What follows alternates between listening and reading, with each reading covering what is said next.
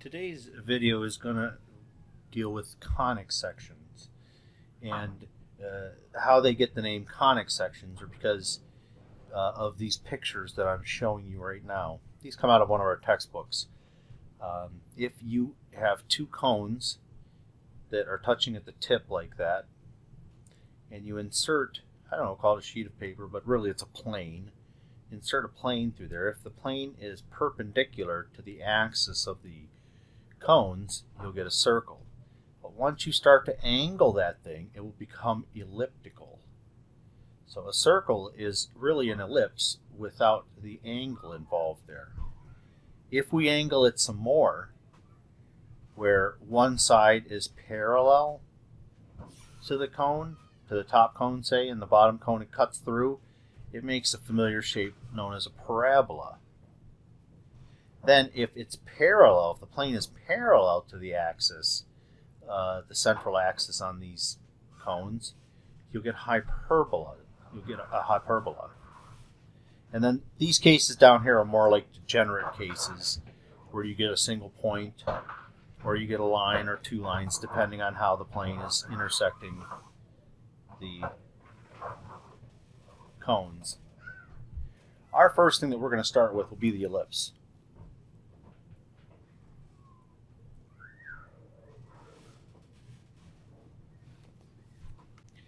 For an ellipse, I've picked one, I've drawn one for you here. It's the set of points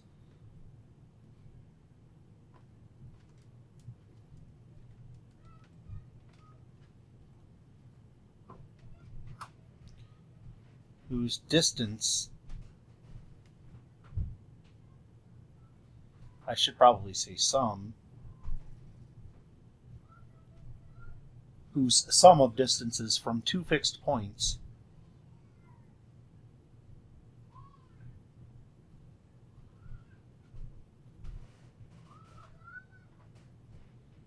is constant.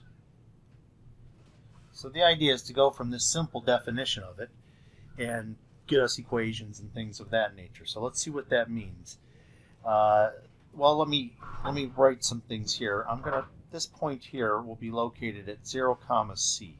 All the letters I'm using will be positive letters. And here, this vertex will be 0, A. So in particular, A and C are positive numbers. C is smaller than A. Up here, we'll label this one as 0, B. I just realized what I did down here was not correct then.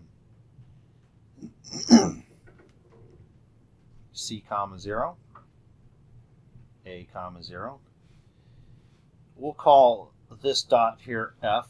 I'm going to call this one over here F also for focus. These points are referred to as the foci of the parabola, the ellipse. And of course that will be located at negative C, 0. And negative A, 0 will be the other vertex.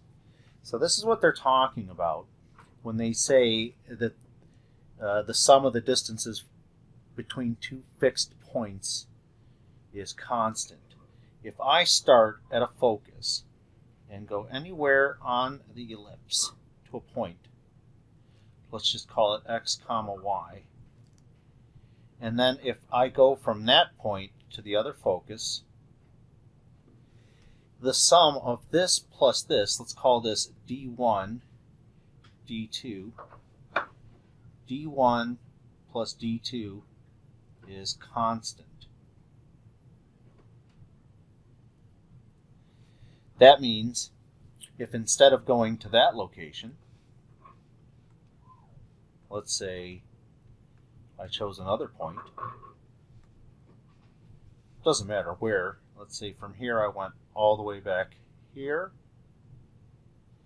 hit the ellipse, and then from that point went all the way down here, this D1 and this D2 would be the same as the other D1 plus D2, no matter where it is on the ellipse. People have described it as if you take a loose piece of string and tie it around 2 points and let a pencil go and drag that string around, you'll naturally get an elliptical shape. Well, in particular, I can figure out what that D1 plus D2 is always going to be. this counts even if I start at this focus and go here to negative a0 and then come all the way through again, all the way back to the other focus. So then this length here, when I went from this f to negative a, that distance there is a minus c. Well, actually, yeah, a minus c, because remember, a is a positive number. This distance is a minus c in here. And then when I came back, so I went a minus c, then I went back a minus c again. So let me write these down. I'll have a minus c, that will be the one that went there. Coming back, I will traverse the a minus c again, so I'll have two of those. But then I have to go from f to f. So that's a 2c. And when all this is said and done, this equals 2a. So now, time to come up with an equation for the ellipse. So I'll get rid of the stuff that I did there.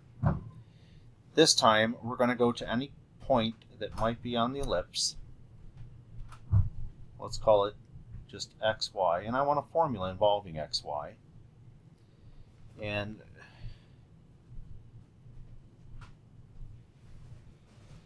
if I need to, I can make that a little bit bigger so it connects. Let's call this D1 and this D2. So from what we have, D1 plus D2 equals 2a, like I said. D1 is the distance between x, y, and negative c0. So I'll put that in place of it. So I have x minus negative c squared plus y minus 0 squared.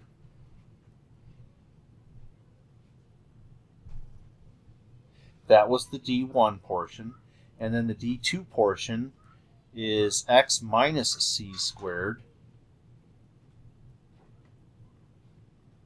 plus y minus 0 squared. And as I said, that equals 2a. Now, painful algebra ensues. Let me first simplify a little bit before I do anything algebraic.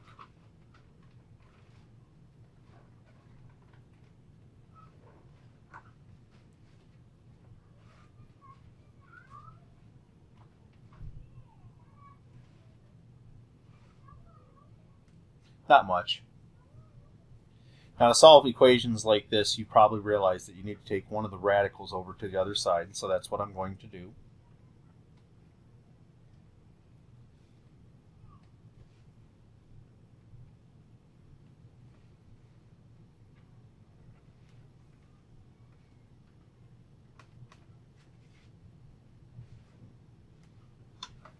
And let's square both sides. The left side couldn't be easier. You just remove the square root symbol.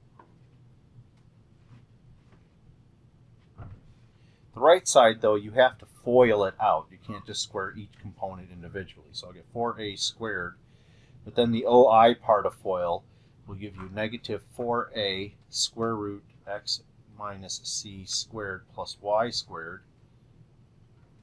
And then the L part of FOIL will give you this thing, but without the square root. Basically, the game is this. We're going to be canceling a lot as we go along. Careful.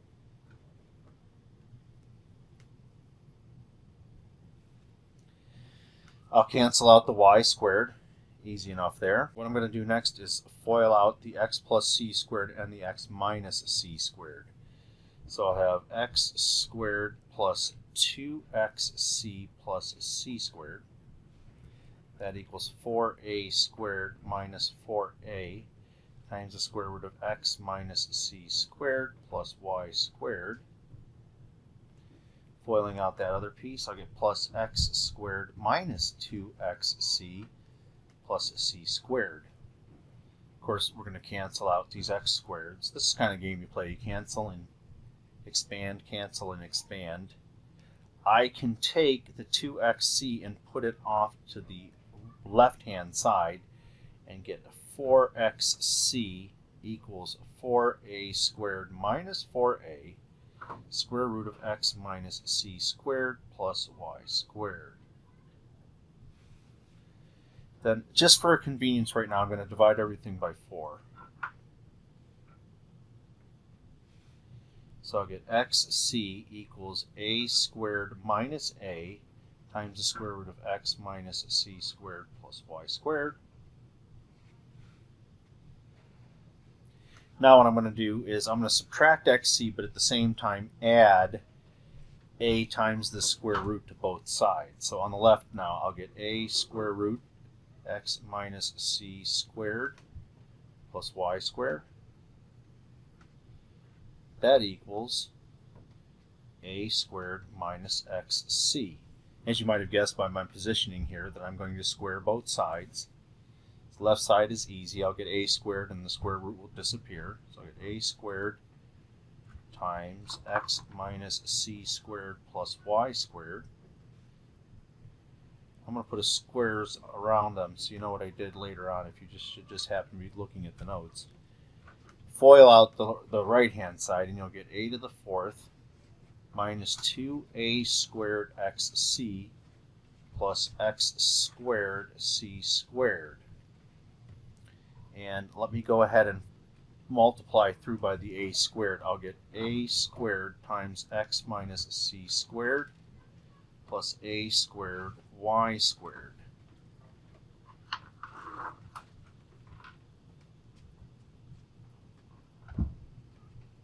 Then I'm going to FOIL out this x minus c squared.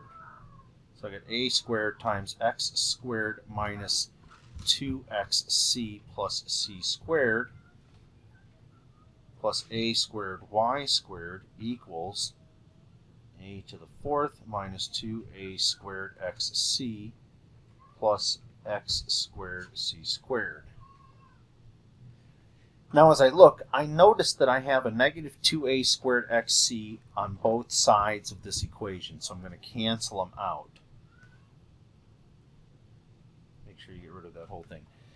Then I don't see anything else that I'm going to cancel. So what I'm going to do is I'm going to gather up all of the variable stuff, that's the x and y stuff, to the left, and all the constants, that's the c's and the a's, to the right.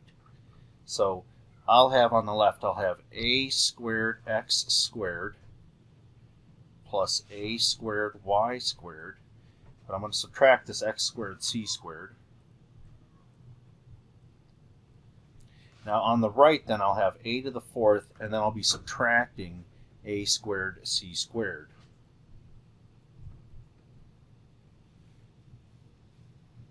Now let me gather the x's together, and I'll get a squared minus c squared times x squared plus a squared y squared equals, and what I'm going to do over here, I'm going to factor out an a squared. I'll get a squared times a squared minus c squared. This little thing is important. I'm going to back up for a minute. Actually, I don't think I need to back up. Let's go back to a portion of what I had before. We had B, the focus was at C, and there was A. Now I didn't do it, but if we had another focus there at negative C, and if we happen to go like this, if I go from one focus up to B, and then go back down to another focus, then I know that the distance, let me put in my x and y so you now can see this, that 0b is actually on the ellipse, if you'll remember. So in particular, this length plus this length equals 2a, just like everything else does. Well, what we get here, for this distance, let me call this D1 and D2. D1 in this case will be the square root of 0 plus c, so you get c squared plus b squared. And then you'll actually get exactly the same thing again for d2. Well, you should know that's right in the middle of the two of them. So I could have called it d1 and d1, or just d. Maybe I'll do that. So what I have then is 2d equals 2a. So in particular, d equals a, or the square root of c squared plus b squared equals a. And if I square both sides, I'll get c squared plus b squared equals a squared. The reason why that's important is because if you come back to this equation, I have some a squareds minus c squareds. Well, down here, if you look at this last equation in the box, if I subtract c squared, I'll end up with b squared, and I will get b squared x squared plus a squared y squared will equal a squared times b squared. And this is the equation of an ellipse. However, it's usually not given in that format. What's usually done now is we divide both sides by a squared b squared.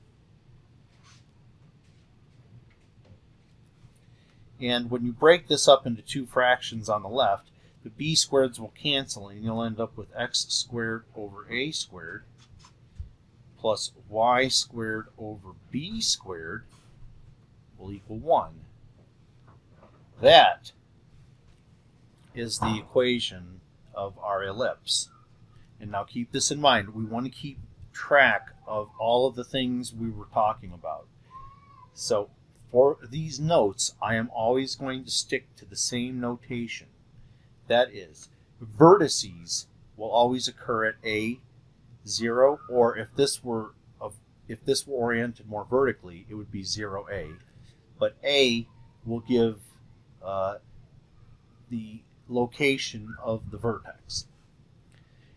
Some people call these at 0b. Some people call this like a minor vertex, and the other one a major vertex. Whatever. I think maybe I'll call it a major vertex. I mean a minor vertex, I suppose. But the point I'm trying to make is that the other one will be a b, and the foci will always be dealing with c. So from this picture, you can see that a is bigger than c, and because a squared equals b squared plus c squared, a is also bigger than b. So this is oriented sideways. Now, it could make yourself a little note when you have a situation like this. This is the sideways version of an ellipse. These could be switched like so. B always refers to the other one, the other vertex, the non-vertex, I guess, if you will. So in a case like this, if A is where the vertex has to be, then this is a vertically oriented ellipse. For our first example, let's just sketch. And when I say sketched, it doesn't have to look great. It's just as long as we get all the relevant details in the sketch, like the foci and stuff like that. Let's sketch a graph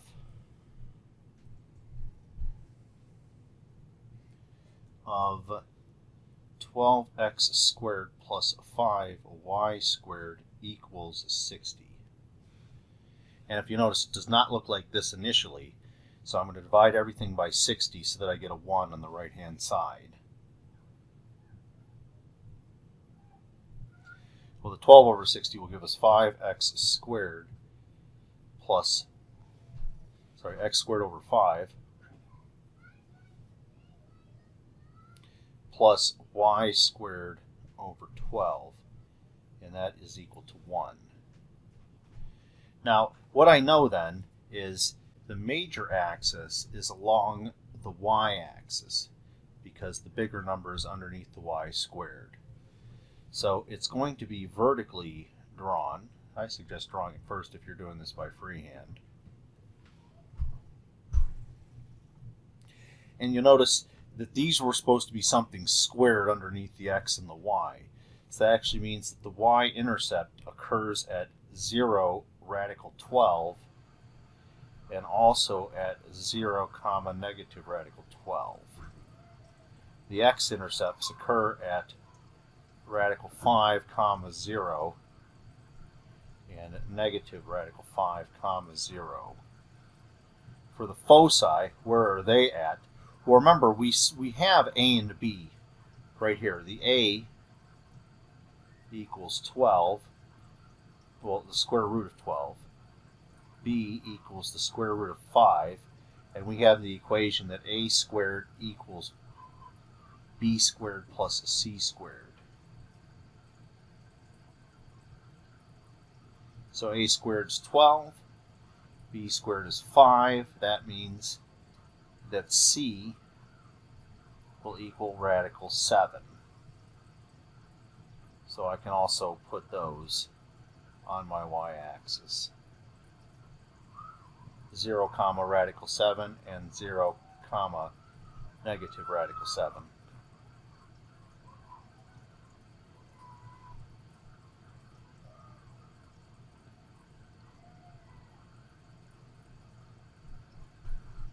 So that has all the relevant details, foci and these intercepts.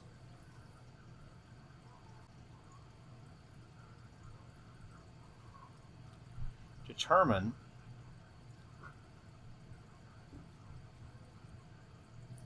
an equation for an ellipse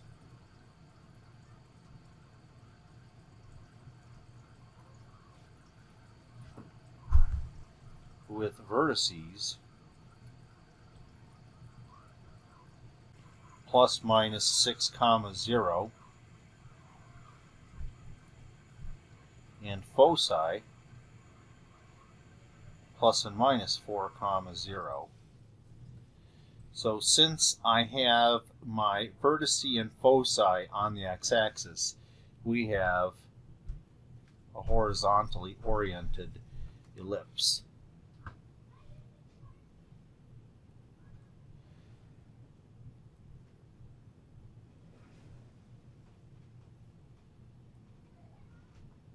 So basically, they've given us A and they've given us C.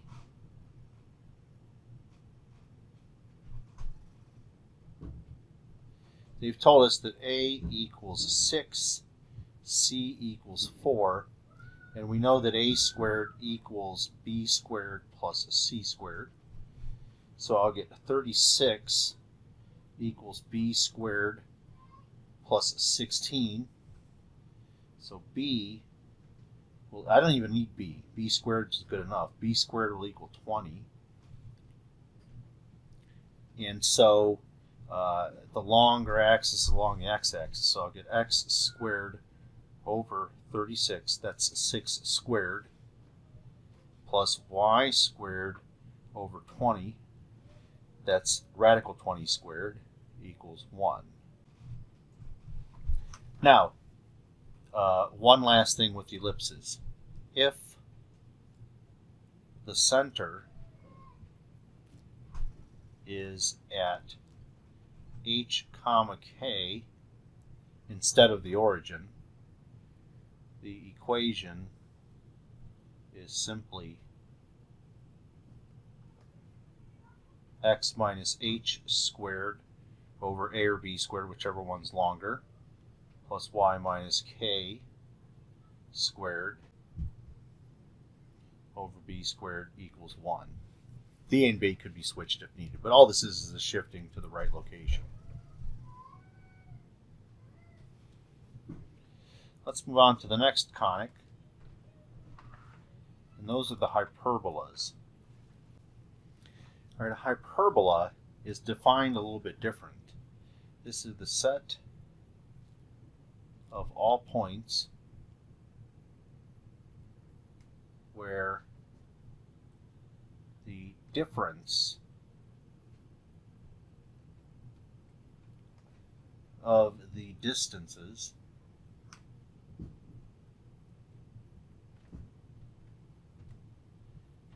from two fixed points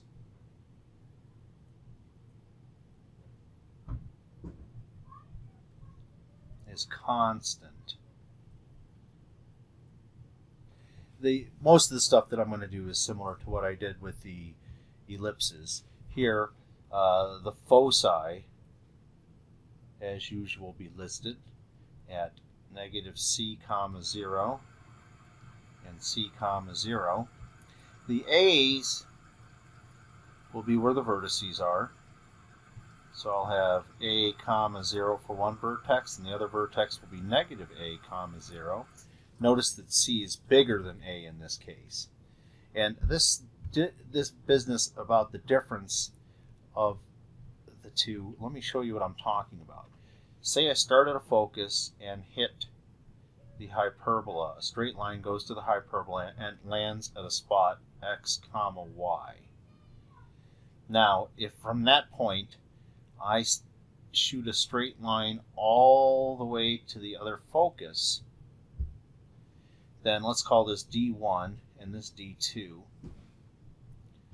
Then if you always take the longer minus the smaller, D2 minus D1, that's a constant, and it will always equal 2a, no matter where x and y is. The way you can get that is by starting at the focus and going straight right until you get to the vertex, and then keep moving again until you get to the other focus. Add those all up and you'll end up with 2a. So the equation to get this, I will write a few steps. I'll leave the rest to you. I'll do the same thing I did before. The D1, or let's do the D2 first since it appears here first. I'll have x minus c squared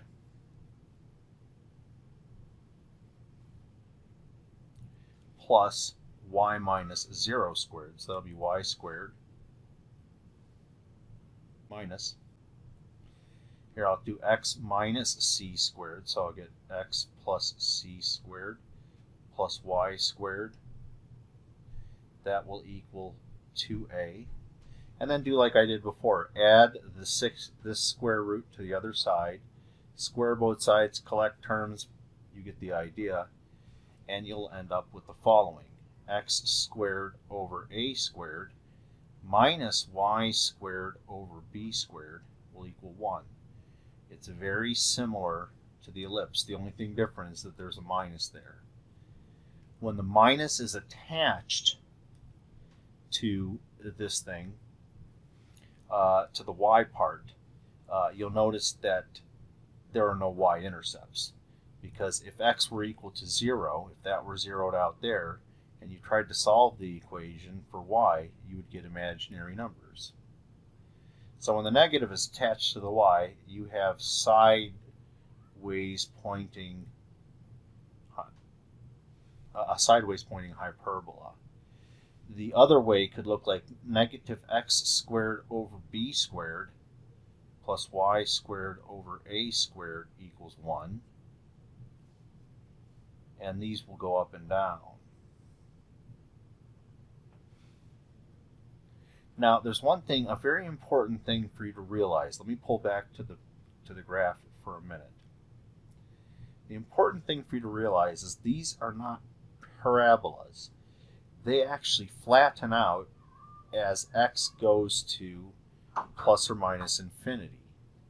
So to find out what those are,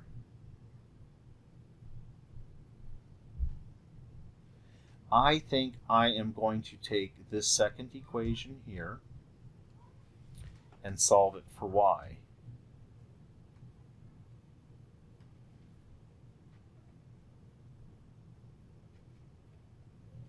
Then I'm going to multiply through by a squared.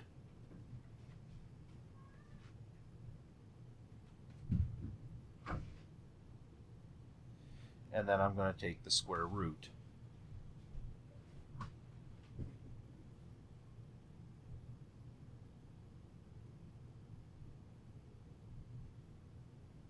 Here's what happens. As x is large, so let's say large, very large, it doesn't have to be that big, but large x implies that the square root of a squared plus a over b, that's a squared over b squared,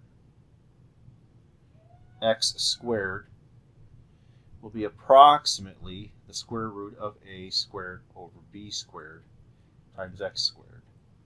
The importance of the a squared it diminishes as x gets larger and larger. Well, this, of course, equals a over b x. So what happens is when you have large x, implies that y is approximately equal to plus or minus a over bx. What does that mean? Go back up to the hyperbola that I drew, that was drawn here earlier. If you'll notice, if I can draw a dashed line, these are called oblique asymptotes that cut through the graph.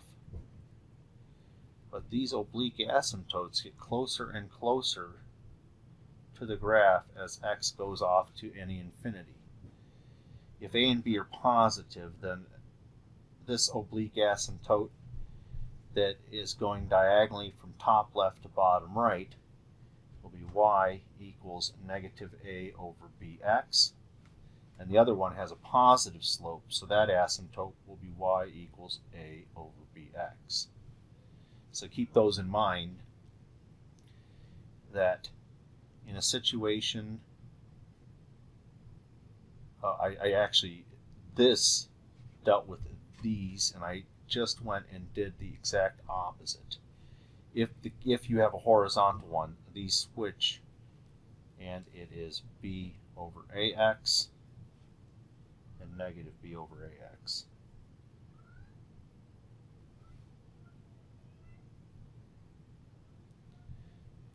So in these situations, let's call them OAs. Those are oblique asymptotes. In this situation here, you'll get y equals plus or minus b over ax. And in the second one, you'll get y equals plus or minus a over bx.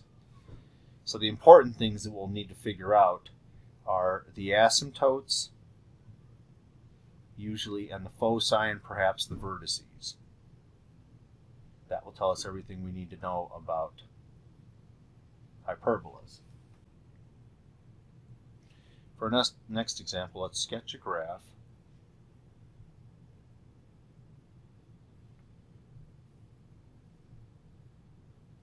of 25y squared minus 4x squared equals 100.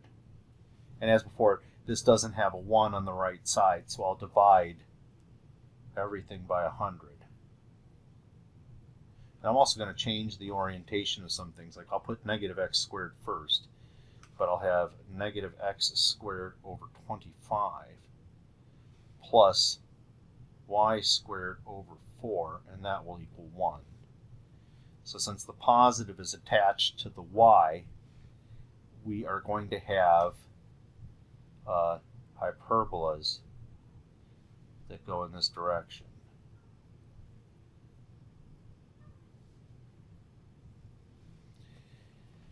Now, since there are no x-intercepts, to get the y-intercept is very easy, or the vertices, if you will.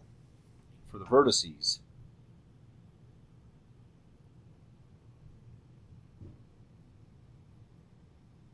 let x equal 0, since these are occurring on the y-axis. When you do that, you'll have to solve y squared over 4 equals 1, or y equals plus and minus 2.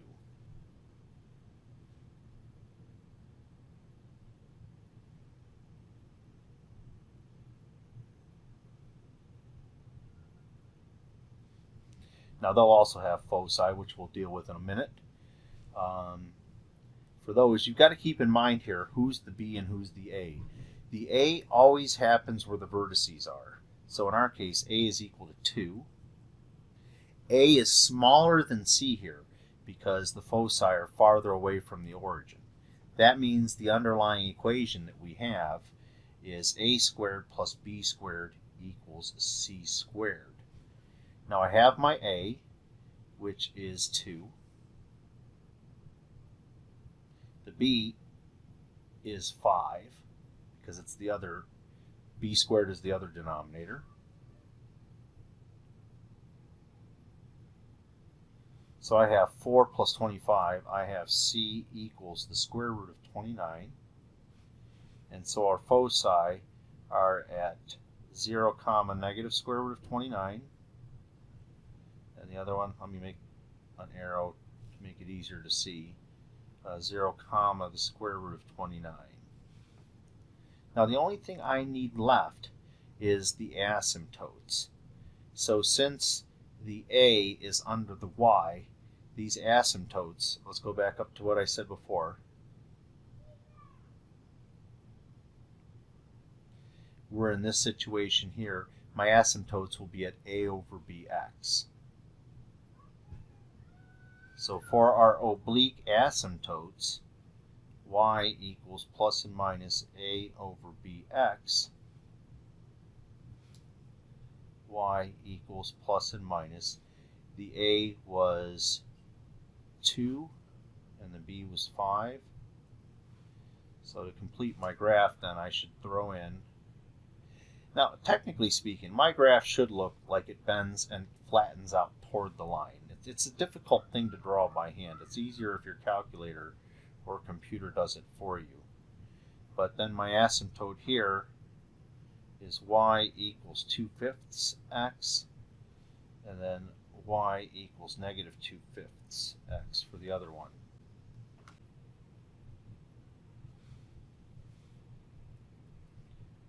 Find an equation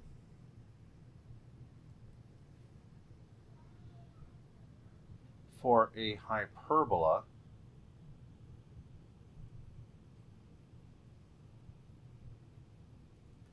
with vertices 0 plus and minus 4 and asymptotes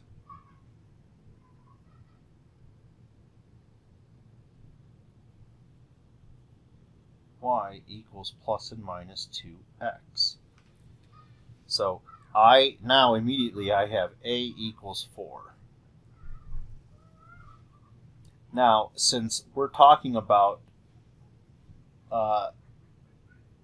vertices on the y-axis, that means I'm looking to get, for my OAs, are supposed to be y equals plus and minus a over bx. Well, I already know that this is plus and minus a, or I already know it's plus and minus 2x. So from that, I can deduce that a over b must be 2. And since a is 4, I am forced to have b equals 2. And so my equation looks like negative x squared. Remember, these are up and down. Negative x squared over b squared. So that'll be over 4. Plus y squared over a squared. A was 4, so y squared over 16. That will equal 1. And you can check your work too. Make sure everything fits. The b over a, or the a over b is not a big deal, but if you look here at the vertices, let x be equal to 0 and just make sure that you end up with y equals plus and minus 4.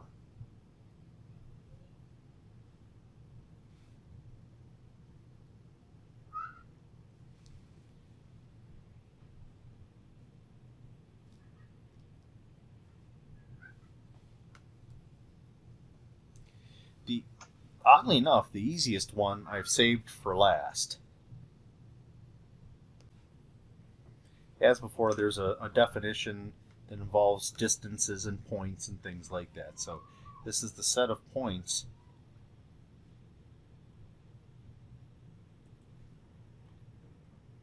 that are equidistant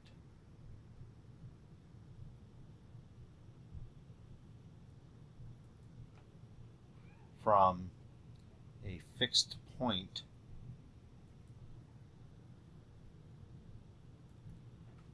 and a fixed line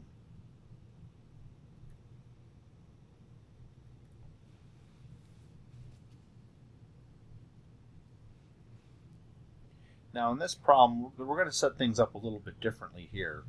The origin will be where the vertex is, so that'll be 0, 0. The vertex of a parabola sort of works like the center of the other graphs, I suppose. The focus, we'll go ahead and do, this is common in books, I'm going to put it at 0, comma p. That's used quite often instead of a c, because I'm not using an a anyways. But here's what I'm talking about, the distances. If I take and do a straight line from the focus, that point there is f, by the way. If I do a straight line and I measure its distance as d, if I take and that point, I go straight down to the line, that distance there is also d.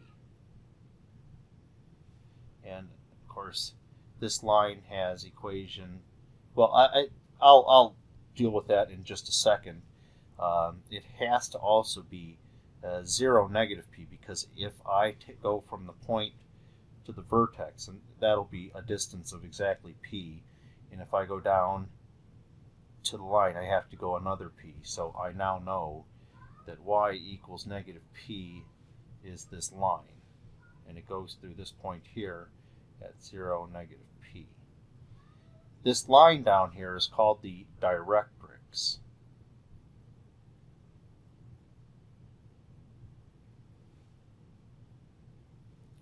Now, to get an equation of how this works, let's pick our point on the graph and call it x comma y.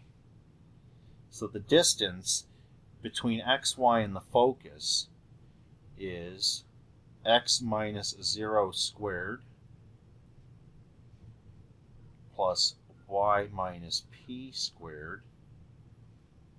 And that's supposed to be the distance from this point straight down to this horizontal line. Well, that distance is easy. My height is y, and then it goes down to a depth of negative p. So that total distance traveled is y plus p. Now, in case you haven't figured it out yet, we're going to square both sides. I'll get x squared plus y minus p squared equals y plus p squared. FOIL things out, cancel and collect, you'll get the idea. I'll get x squared plus y squared minus 2yp plus p squared equals y squared plus 2yp plus p squared. You can see that the y squareds cancel, the p squareds cancel, and then when I take the negative 2yp to the other side, my equation is x squared equals 4. And I'm not going to write yp, instead I'm going to write 4py. This is typically the way that it's written. So you can usually get the p depending on certain information that you have.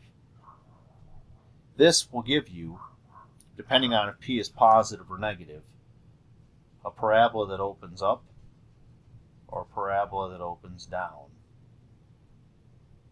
There's also a sideways version of it, whereas y squared equals 4px. Those will open from side to side. It'll open to the left when p is less than 0, and will open to the right when p is greater than 0. Let's sketch a graph of y squared equals 20x. So we have a sideways situation, and if I need to rewrite the right side as 4px, then I have to rewrite the right side as 4 times 5 times x. So that 5 there tells me what the p is. This is going to open to the right since p is positive.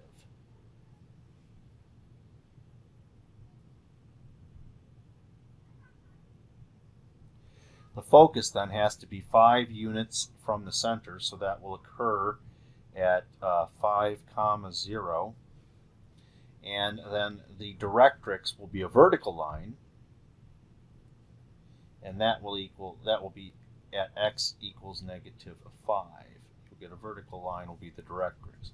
So these are the relevant information that I need for the parabola, the focus, and the directrix. Let's find an equation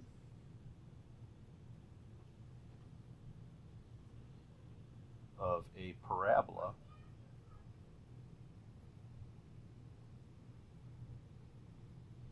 with focus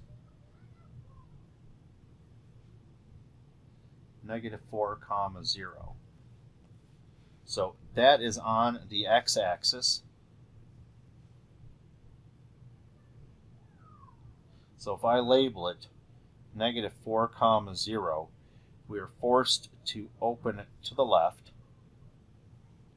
and then the directrix is going to be at x equal to 4. I now know that p equals 4, and well, actually the p doesn't equal 4. Since we're opening to the left, p equals -4, since we open to the left. So my equation then is y squared equals 4 times -4, there's the p, times x, or y squared equals -16x. You could find yourself in a situation like the next example. I'll give you a picture here, and you tell me what the equation is. So let's say my directrix is at y equal 4.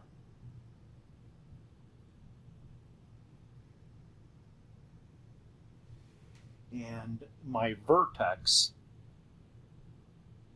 is at 0, 2. So the thing goes like this.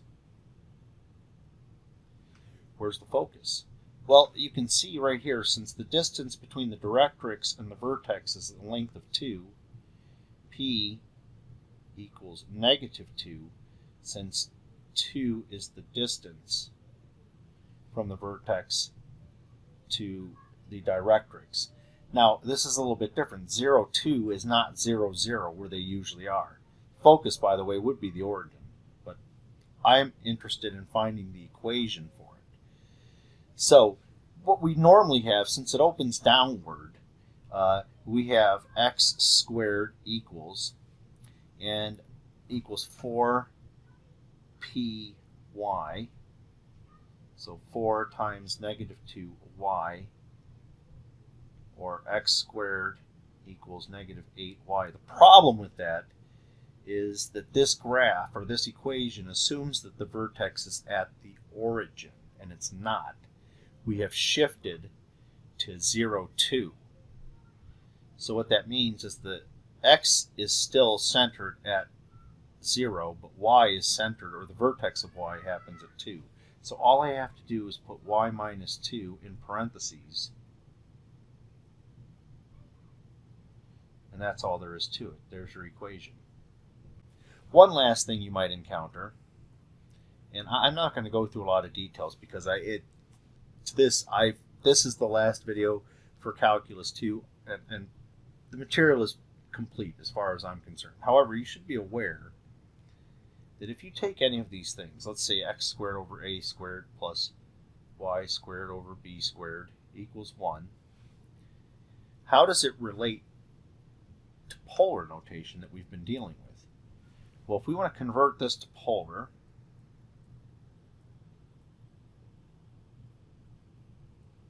we should remember this. X equals r cosine of theta, y equals r sine of theta. So when I change this here, I'll have r cosine of theta squared over a squared plus r sine of theta squared over b squared equals 1. You'll get r squared can be factored out of everything.